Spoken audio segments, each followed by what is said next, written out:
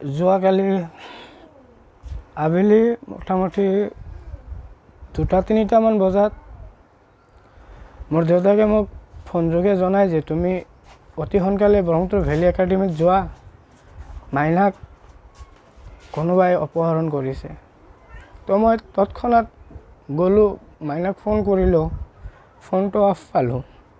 তাৰপিছত মই দেউতাক আকৌ ফোন কৰিলোঁ যে আব্বা আপোনাক কোনে কৈছে। পিছত ক'লে যে আমাৰ গাঁৱৰে এজন ড্ৰাগছ ব্যৱসায়ী, এই নিচাজাতীয় বস্তুৰ লগত সি এনি টাইম জড়িত থাকে। তো আব্বাক ফোনযোগে কৈছে, মোৰ ভণ্টিৰ কথা কৈছে যে আপোনালোকে চিন্তা কৰিব নালাগে, আপোনালোকৰ ছোৱালী মোৰ তাত আছে, আৰু যদি আপুনি ঘৰত যায় বেছি হাল্লা কৰে পৰিস্থিতি বহুত ভয়াৱহ হ'ব, আৰু প্ৰাণে মাৰাৰ ভাবুকি দিছে আব্বাকো উইথ আমাৰ ফেমিলি। তাৰপিছত আমি গৰৈমাৰী থানাত তৎক্ষণাত FIR দিব গ'লোঁ। FIR দিব গ'লোঁ, মাত্ৰ তেতিয়া 3টা বাজিছিলে। FIR দিব গৈছিলোঁ। OC ছাৰে, সমৰজ্যোতি ডেকা OC ছাৰে তেওঁৰ বাৰ্থ চাৰ্টিফিকেট লাগে, এই FIRৰ লগত বাৰ্থ চাৰ্টিফিকেট লাগে। এজন ছোৱালী আৰক্ষী বিষয়া আছিলে তাতে। মই ক'লোঁ বাইদেউ বাৰ্থ চাৰ্টিফিকেটটো লগত নাই, ঘৰত আছে, আধাৰ কাৰ্ডটো দিলে হ'বনে? কয় হ'ব, লৈ আহা, প্ৰিণ্ট কৰি লৈ আহা। পিছত আধাৰ কাৰ্ডটো প্ৰিণ্ট কৰি লৈ আহিলোঁ।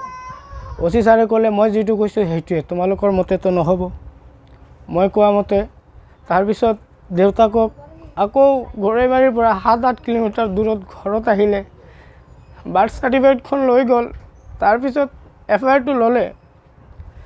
আমি পুলিচক বাৰম্বাৰ ৰিকুৱেষ্ট কৰিছোঁ যে ছাৰ এতিয়ালৈকে ল'ৰাটোৰ মোবাইল অন আছে, এতিয়ালৈকে অন আছে। কিন্তু আমাৰ গৰৈমাৰী থানাৰ আৰক্ষী বিষয়া মহোদয় হাফ পেণ্ট পিন্ধি গৰৈমাৰী থানাৰ ভিতৰতে ক্ৰিকেট খেলত ব্যস্ত। এনেকুৱা এটা ঘটনা দিন দুপৰতে নিচেই গৰৈমাৰী আৰক্ষীৰ ওচৰতে এজনী ব্যক্তিগত খণ্ডৰ হ'লেওতো এজনী শিক্ষয়িত্ৰী হয়, শিক্ষক, যিয়ে নেকি মমবাতিৰ দৰে পোহৰ বিলায়। আৰু কি ক'ম, অতি দুৰ্ভাগ্যজনক ঘটনা। মোৰ এটা ভণ্টিয়ে আছিলে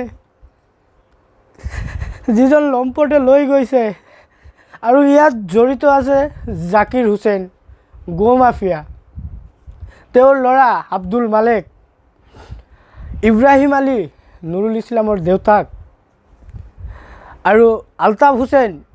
আমাৰ গৰৈমাৰী স্বাস্থ্য কেন্দ্ৰ আছে, তাতে মানে কমিটিয়ে মিলি তাক ৰাখিছে, গৰৈমাৰী স্বাস্থ্য কেন্দ্ৰত ৰাখিছে।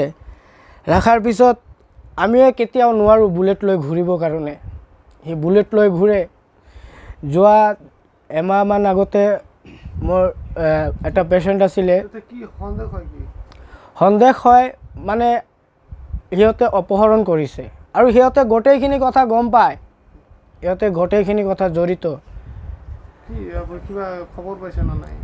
ইতিমধ্যে আমাৰ মাজলৈ ফোন আহি থাকে, কিন্তু আমি সেনেকৈ মানে আমাক একো নকয়। ভণ্টিটোক ফোন কৰিছিলে, ফোন কৰি কৈছে মানে ল'ৰাটো যি শিকাই দি আছে, মানে এটা মানুহক যদি নৰ্মেলি থাকে আৰু মানসিকভাৱে টৰ্চাৰ কৰিলে কথাটো অলপ ডিফাৰেঞ্চ লাগে। ল'ৰাটো যি শিকাই দি আছে সেইখিনি কৈ আছে। এবাৰ কৈ আছে গোৱালপাৰা ট্ৰান্সপৰ্টত আছোঁ, এবাৰ কৈ আছে গোৱালপাৰা টাউনত আছোঁ, কিন্তু তাৰ ওচৰতে মানুহৰ মানে সমাগম দেখা যায়। এতিয়া মই DGP মহোদয় আৰু SP ছাৰক মই এটাই অনুৰোধ জনাম, আপোনালোকে নাৰী সুৰক্ষাটো দিয়া আৰম্ভ কৰক। অসমৰ মুখ্যমন্ত্ৰী ডাঙৰীয়াক অনুৰোধ জনাইছোঁ, এজন ভাতৃ হিচাপে মই, যাৰ ভনী আছে সেয়ে গম পায় ভণ্টিৰ কথা। আপুনি ঘটনাটো অলপ তদন্ত লওক আৰু দোষীক উচিত শাস্তি দিয়ক। মোৰ এইখিনি ক'ব লগা। যেতিয়া থানাত গৈছিলোঁ, থানাত যোৱাৰ লগে লগে তেওঁলোকে হয়তো কিবা ক্ৰিকেট না বেডমিণ্টন এনেকুৱা খেলি আছে। খেলি থকা অৱস্থাতে আমি গ'লোঁ, কয় এজাহাৰ লিখি আনক, যে এজাহাৰ লিখি আনিছোঁ, যে বাৰ্থ চাৰ্টিফিকেট লাগিব, বাৰ্থ চাৰ্টিফিকেট নহ'লে আৰু নহয়ে।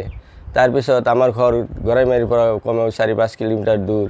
আধাৰ কাৰ্ড দিছিলোঁ যদিও আধাৰ কাৰ্ড নামানে, যে মই যি কৈছোঁ তাকেই দিব লাগিব। তাৰপিছত আকৌ ঘৰত আহি ফালে মই আধাৰ কাৰ্ডটো দিছোঁ, কিন্তু 24 ঘণ্টা পাৰ হৈ গ'ল, এতিয়ালৈকেও মানে আমাৰ দুখীক কৰায়ত্ব কৰিব পৰা নাই বা মোৰ ছোৱালীজনীক উদ্ধাৰ কৰি দিব পৰা নাই। মই মুখ্যমন্ত্ৰীক অনুৰোধ কৰোঁ যে অতি সোনকালে ইয়াৰ বিহিত ব্যৱস্থা কৰে যেন। কিন্তু আমাৰ গৰাইমাৰীৰ আৰক্ষী বিষয়াই এতিয়ালৈকে কোনো তদন্ত কৰা নাই বা এতিয়ালৈকে ওলাই দিব পৰা নাই। ইয়াৰ ৰহস্য কি আমি বুজিব পৰা নাই। আমি যেতিয়া এজাহাৰ দিব গৈছোঁ তেতিয়াও আমাৰ আৰক্ষী বিষয়াৰ বহুত হেমাহি দেখা পাইছোঁ। যি সময়ত আমি এজাহাৰ দিবলৈ গৈছিলোঁ সেই সময়ত সেই ল'ৰাজনৰ কিন্তু মোবাইলটো অন আছিল। আমি বহুতবাৰ ৰিকুৱেষ্ট কৰাৰ পৰেও ছাৰে আমাক বাৰ্থ চাৰ্টিফিকেট লাগে। তাৰপিছত লেডিজ পুলিচ এজনী কৈছিলে যে আধাৰ কাৰ্ড দিলেই হ'ব। তেতিয়া মই দৌৰাদৌৰিকৈ মোবাইলৰ পৰা আধাৰ কাৰ্ডটো জেৰক্স কৰি আনি দিছিলোঁ, তেতিয়াও আমাক মানে মানা নাছিল। কিন্তু আমি জানামতে এজ প্ৰুফৰ কাৰণে আধাৰ কাৰ্ড বা বাৰ্থ চাৰ্টিফিকেট একেই হয়। কিন্তু সেই যিয়ে নহওক মোৰ ছোৱালীজনী অতি সোনকালে অলপ টাইমৰ ভিতৰত পাৰিলে উদ্ধাৰ কৰি দিব লাগে। আমাৰ অসমত এইবিলাক কি চলিছে, নাৰীৰ যদি সুৰক্ষা দিব নোৱাৰে তেনেহ'লে আমাৰ আৰক্ষী বিষয়া থাকি কি লাভ আছে? মোবাইল অন থকা সত্ত্বেও যদি ট্ৰেক কৰি ধৰিব নোৱাৰে বা এজন আসামীকতো কৰায়ত্ব কৰিব নোৱাৰে, এনেকুৱা আৰক্ষী বিষয়া দি আমাৰ কি লাভ হ'ব অঞ্চলৰ বা সমাজৰ?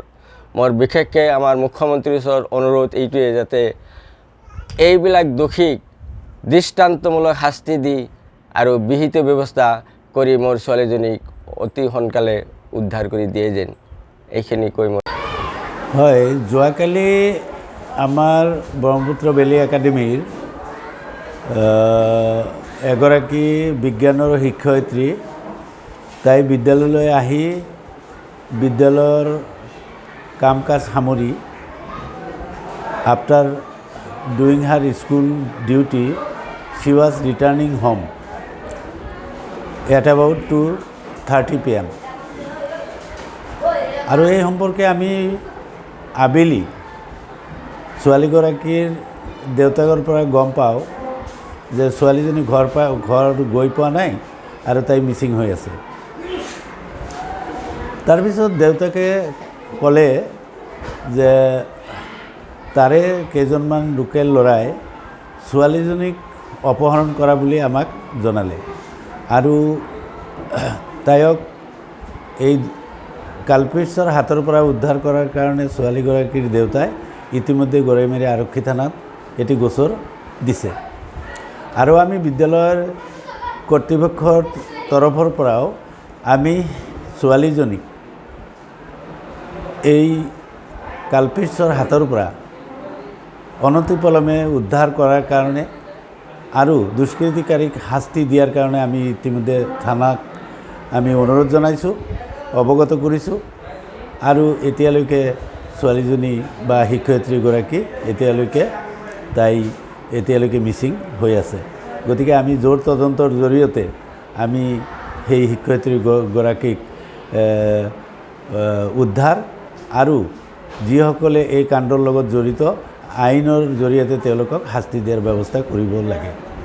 শিক্ষয়িত্ৰী এজনক এনেকুৱা অপহৰণ কৰি লৈ যোৱাটো ইহঁতৰ আচলতে নিৰাপত্তাহীন হেৰি নাই নেকি? হয়, এইটোতো এটা সমাজৰ কাৰণে বৰ দুৰ্ভাগ্যজনক কথা যে শিক্ষয়িত্ৰীসকল হ'ল সমাজ গঢ়াৰ ৰাজহাড় বা সমাজৰ মেৰুদণ্ড। সেই শিক্ষক বা শিক্ষয়িত্ৰীকেই যদি এই দুৰ্বৃত্তই অপহৰণ কৰে তেতিয়াহ'লে আমাৰ সমাজৰ কাৰণে ই এটা বেয়া মেছেজ আৰু হয়তো আমি নিৰাপত্তাহীনতাত সঁচাকৈ আমি ভুগিব লগা হ'ব। গতিকে এই সম্পৰ্কে প্ৰশাসনে যথেষ্ট ব্যৱস্থা ল'ব বুলি আমি আশাবাদী।